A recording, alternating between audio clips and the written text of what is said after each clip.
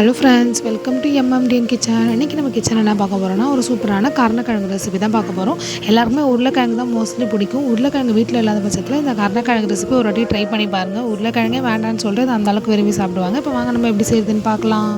போகிறீங்களோ அதுக்கு தேவையான அளவுக்கு கருணக்கிழங்கு எடுத்து இந்த மாதிரி கட் பண்ணி வச்சுக்கோங்க. நான் இந்த ஷேப்பில் கட் பண்ணியிருக்கேன். நீங்கள் வேணுன்னா வேறு ஷேப்பில் கூட கட் பண்ணிக்கலாம். இந்த மாதிரி தண்ணியில் போடுறதும் போடாததும் உங்கள் இஷ்டம் தான்.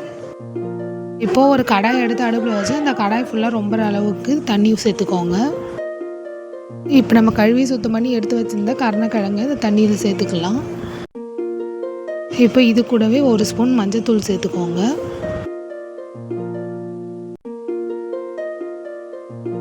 இப்போ இது கூடவே தேவையான அளவுக்கு கல் உப்பும் சேர்த்துக்கோங்க.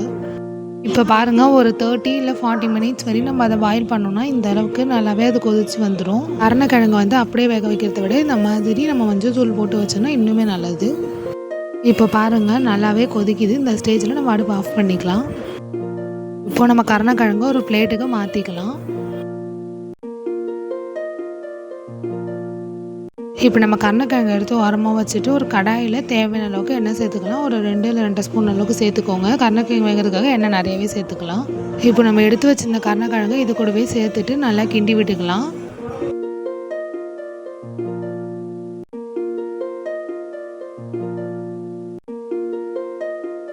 இப்போது இது கூடவே உங்கள் காரத்துக்கு ஏற்ற மாதிரி காரத்தூள் சேர்த்துக்கோங்க. நம்ம ஏற்கனவே கருணக்கிழங்கு வைக்கும் போது உப்பு சேர்த்துருப்போம். அதனால் இப்போ தேவையான அளவுக்கு மட்டும் உப்பு சேர்த்துக்கோங்க. உப்பு பத்தலைன்னா சேர்த்துக்கோங்க. உப்பு சேர்த்துட்டு நல்லா வதக்கி விட்டுக்கலாம்.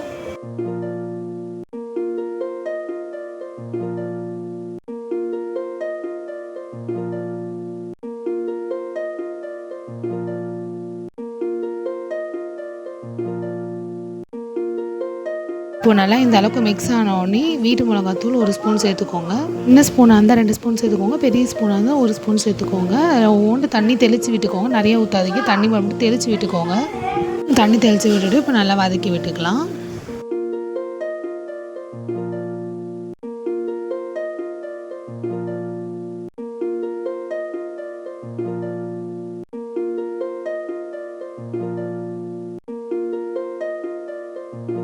இப்போ பாருங்கள், இருக்க கருணக்கிழங்கு நல்லாவே ரெடி ஆகிட்டு வருது. அவ்வளோதான். இப்போ நம்ம கருணக்கிழங்கு சூப்பராக ரெடி ஆகிடுச்சு. நீங்களும் வீட்டில் ட்ரை பண்ணி பாருங்கள். ட்ரை பண்ணி பார்த்துட்டு எப்படி இருந்துன்னு கமெண்ட்டில் சொல்லுங்கள். வீடியோ பிடிச்சிருந்தா லைக் பண்ணுங்கள், கமெண்ட் பண்ணுங்கள், ஷேர் பண்ணுங்கள். மறக்காமல் எம்எம்டிஎன் கிச்சனை ஃபாலோ பண்ணிக்கோங்க. தேங்க்யூ ஃபார் வாட்சிங்.